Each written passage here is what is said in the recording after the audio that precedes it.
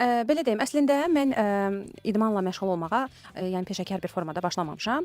Tələbə idim, həm də işləyirdim və bu yorğunluğu atmaq üçün üzərimdən evimizin yanındakı bir aerobika mərkəzinə getməyə başladım. Orada 1-2 dəfə, daha doğrusu yəni 1 aylıq bir abunəm oldu. Ondan sonra, yəni bu mənim sadəcə olaraq həvəskar, tamamilə yeni amatör vaxtlarımdan söhbət gedir burada. Elədim, daha sonra mən evi dəyişməli oldum və dəyişəndən sonra orada artıq bir idman mərkəzi yox idi. Mən aerobikada öyrəndiyim hərəkətləri başladım evdə eləməyə. Elədim.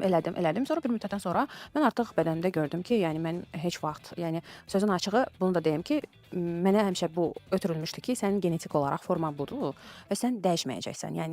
Yəni o vaxtlar daha çox bu populyar idi da ki, dəyişmək mümkün Bəli. deyil. Elə nədirsə odur da, Odur. belədir. Genetikadan nə Hə, gəlirsə odur. odur, hə. Və mən gördüm ki, vau, mənim necə bədənimdə dəyişikliklər gedir. Nə bilim, preslərim çıxıb, yəni heç vaxt mən pres görməmişəm falan. Və bu mənə daha da böyük bir motivasiya verdi və mən başladım, yəni daha da əzmlə çalışmağa.